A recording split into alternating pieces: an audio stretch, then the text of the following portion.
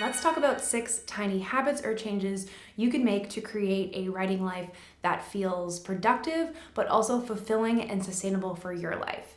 These tiny habits made such a huge difference in my writing life, and I bet they will in yours too. Hi friends, I'm Kaylee. I'm a writing coach, the creator of Write or Die magazine, and an agented novelist. And on this channel, I talk about writing and publishing a book. I talk about trusting your inner rhythms as well as trusting the process, and a more soft life approach to fostering a creative life. So if that's something you're interested in, I hope you'll subscribe. So let's jump right into micro habit number 1, and that is set your standards. The quickest way to change your life is to change your standards. And in this context, the quickest way to build momentum in your writing life is to create a baseline or non-negotiables that you're going to stick to. Writing routines and practices often fall apart because we prioritize other things in our life. And I get it, we have so many other things going on and so many other things that take our energy. But if you want to take your writing life seriously, you have to be honest about where in your life you're allowing stuckness and the other places that you're giving your energy to.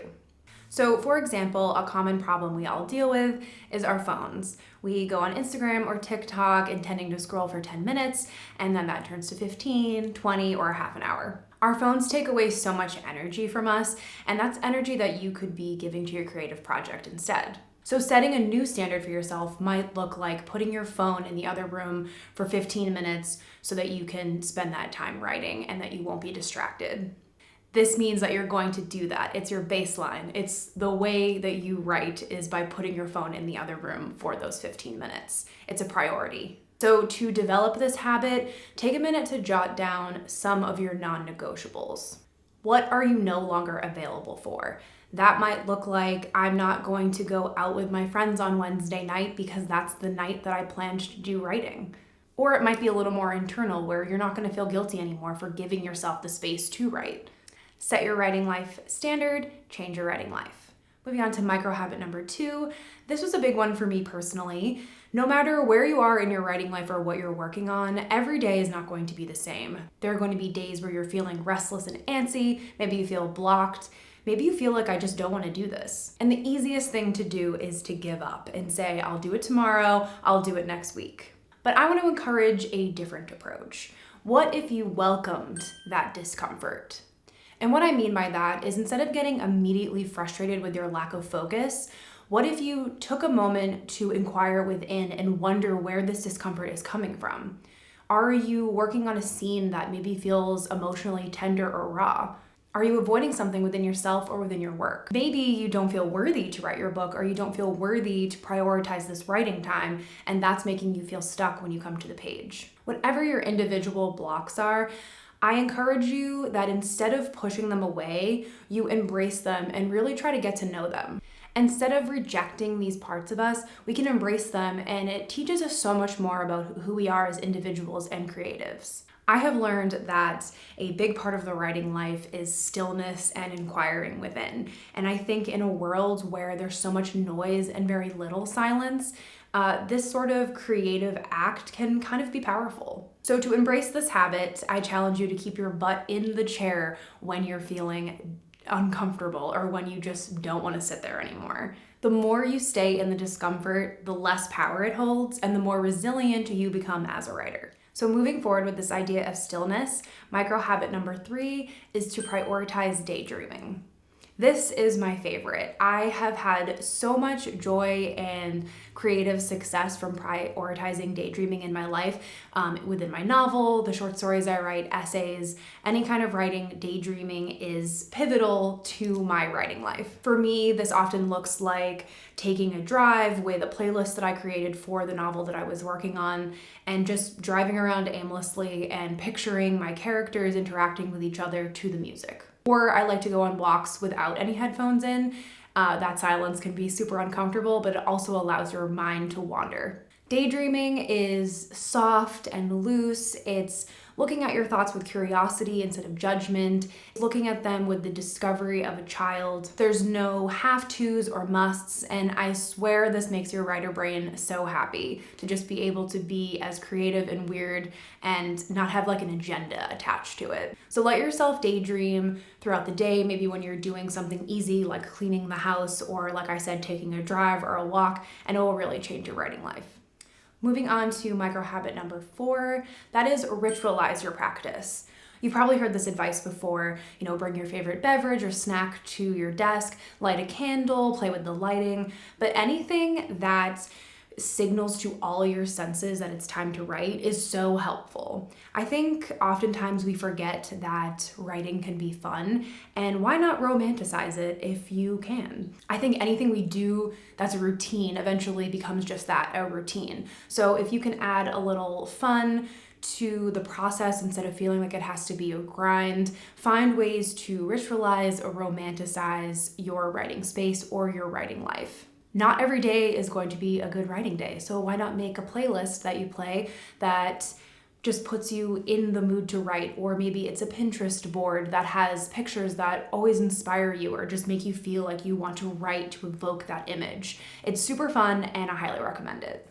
So I'm hesitant to call number 5 a micro habit because of the immense benefits that I've received from it, and I hope you will too, and that is to listen to your menstrual cycle. I think oftentimes as women, we forget how affected we are by our hormones. And so naturally, our writing life is going to be affected by that too.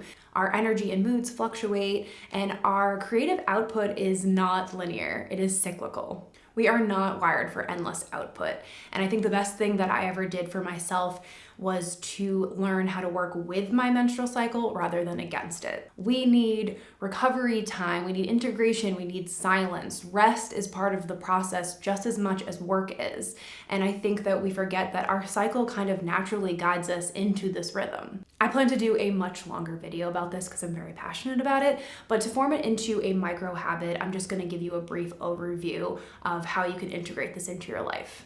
So you have your 4 stages: your menstrual, your follicular, your ovulatory, and your luteal. And each stage is different, and then naturally your creativity is going to be different with each stage. So for example, my luteal phase is particularly difficult for me. About that week before I get my period, I feel very tired, I feel emotionally low, and that manifests into my writing life where I feel like my novel is falling apart, I'm not being consistent enough, my progress is stalling. But once I learned that this perception and this mood was hormonal, I started building my life around that instead. So for example, I'm not going to give myself a word count goal that is very big that week. Or maybe I'm going to prioritize daydreaming and reading during my writing time as opposed to the actual writing. Or maybe I'm revising a scene that I already have a very clear path for as opposed to one that I'm going to be tweaking with and sitting there with for a long time that could cause frustration.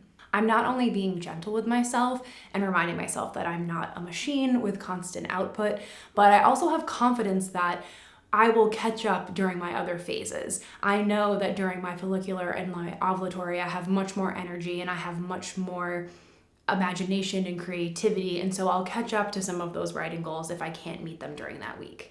So a habit you can try is to track your creativity throughout a month. Just jot down like a sentence or 2 every day to see how you're feeling. And then after the month is over, you can see sort of where you ebbed and flowed and where you fluctuated. And then you can build your life around that information. Soon it will become second nature, but I swear it will transform your writing life. And my last micro habit to building your dream life is to lean into your obsessions. This is your life and your writing life, and the best way to make it dreamy and fulfilling is to make sure you're writing for you and about the things that you love. I think oftentimes we can get caught up in what other people are doing, especially when we see them having the types of successes that we want, and we forget that what we really like. We forget what lights us up inside, what we could talk about for hours, what we love to listen to or watch or look at. I think sometimes we can dismiss our own obsessions and interests because they feel so familiar to us, but really they're our superpower that makes us authentic and unique. So if you're stuck in what to write about, or you need some inspiration to kind of liven up your writing life, mine your obsessions. What excites you? What are you drawn to? What do you love to look at? Our obsessions are breadcrumbs. Follow them and your writing life will be lit up from within. That's it. I hope you enjoyed these micro habits to help build your dream creative or writing life. I would love to know if you have any other habits that you also integrate into your life that you'd love to share. You can put those in the comments. And if you liked this video and you would like to watch another one about small yet powerful shifts, I have this one here that talks about how to write a first draft of a novel. So if you're interested in that, I'll see you over there or in my next one. Bye.